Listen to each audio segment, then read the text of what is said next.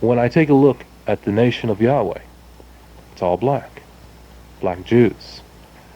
And I ask myself the question, are black Jews the chosen people, or are Jews the chosen people, whether they be black Jews or white Jews, as we know them? That is an extremely loaded question. I try to simplify it. I mean, It is an extremely Mhm. complex question, and it is a very sensitive question. And I hope that I can give it to you in as simplified a form as possible. Saying that 60% of my audience is Jewish, we're going to take our time and try to understand this. All right. Um, One of the tricks of Satan is to establish the skin color game. That's the worst evil that has been perpetrated on the planet Earth among men, is the skin color game.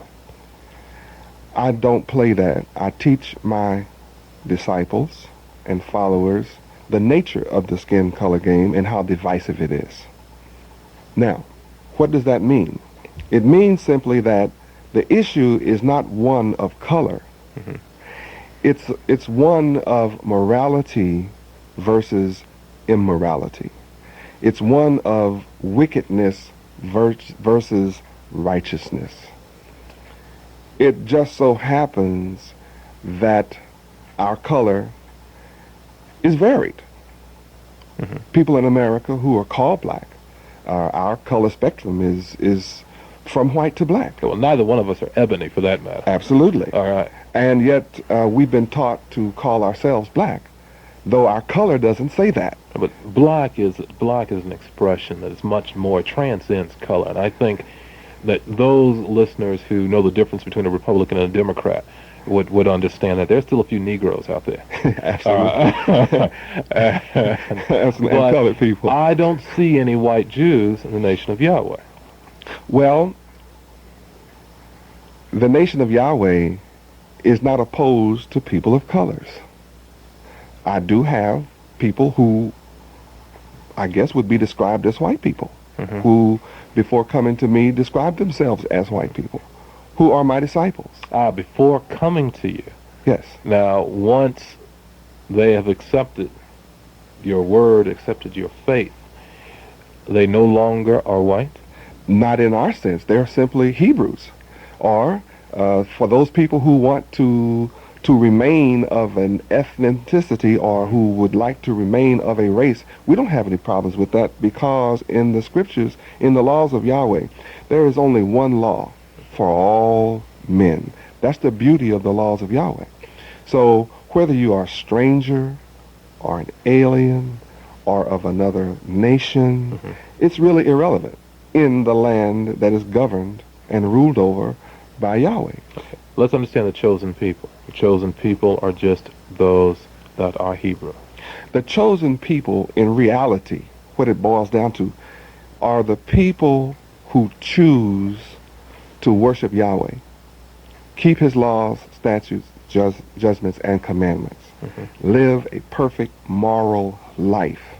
These people constitute the family of God, the family of Yahweh, regardless of their color.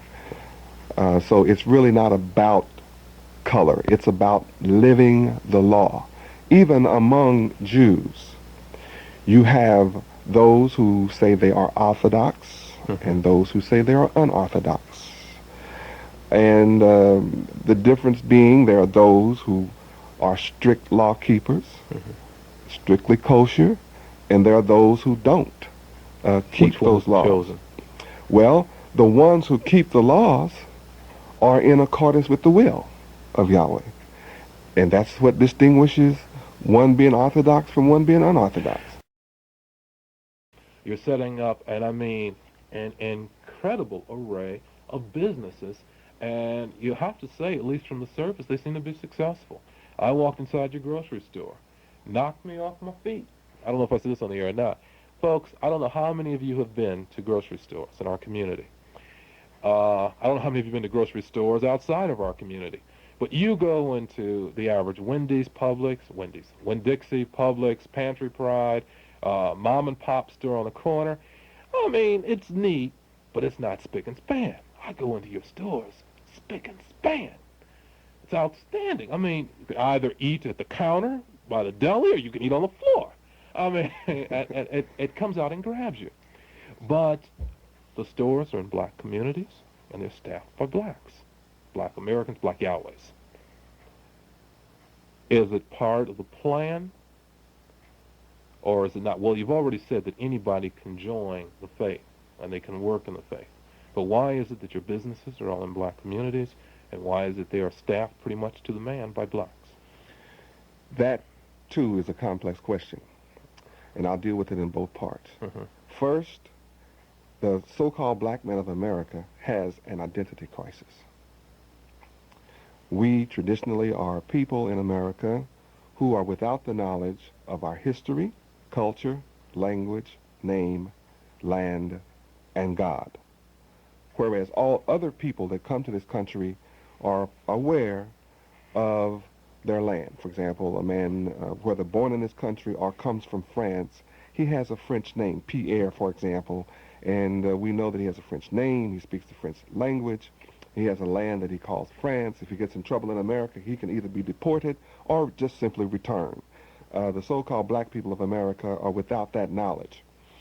So in coming to the so-called black men of America and giving our people their identity, it allows us to demonstrate the qualities of the mind of God, which is Yahweh, which he intends for us. Now, I must point out, well, what is our identity? We are, as Hebrew Israelites, one of the 12 tribes of Israel, and that tribe is Judah. Then when we research the purpose of Judah and who Judah is, not only was Judah historically our color, but Judah was chosen to be the ruler forever throughout eternity. Now, when we look at the composition of the world rulers, you don't see Judah anywhere. So that means Judah has been lost from the knowledge of his purpose and his rulership.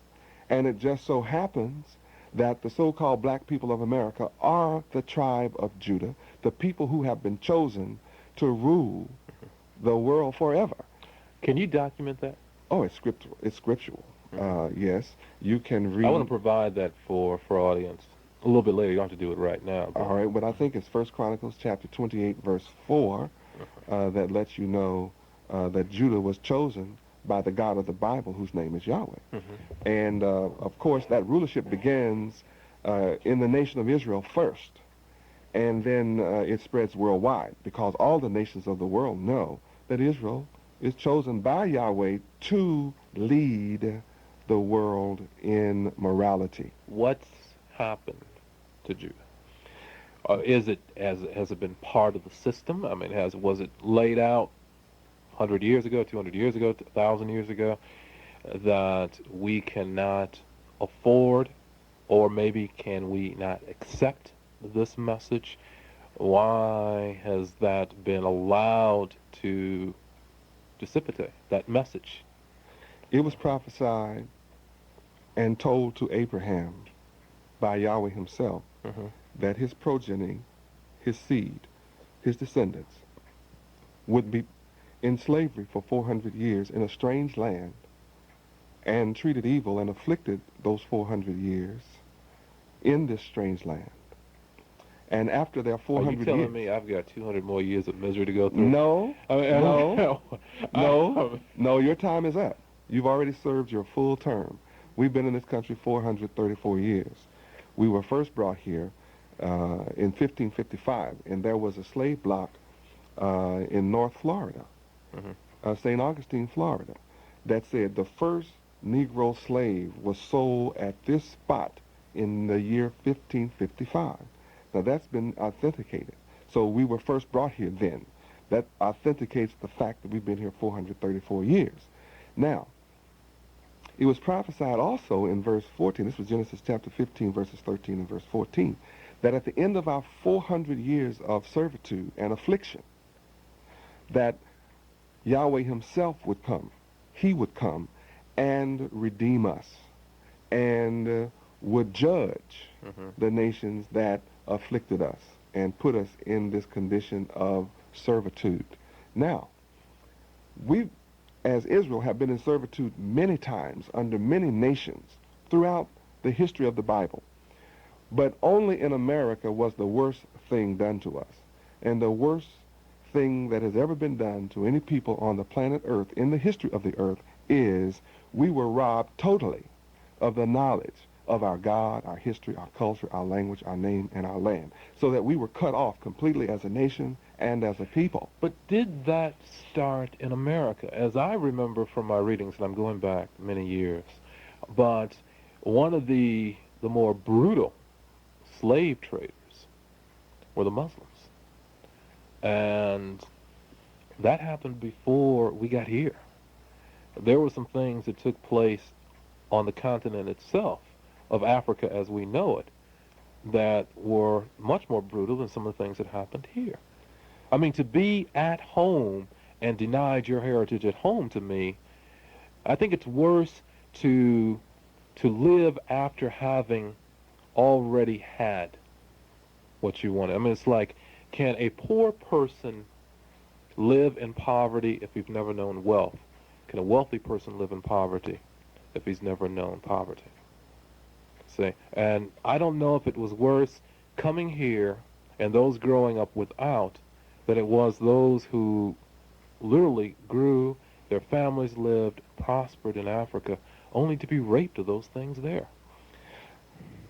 On our continent, even in Jerusalem, the worst atrocities that have ever been perpetrated against a people were once again perpetrated against Israel. Our holy temple to Yahweh was destroyed 3 times. The last time was 70 A.D.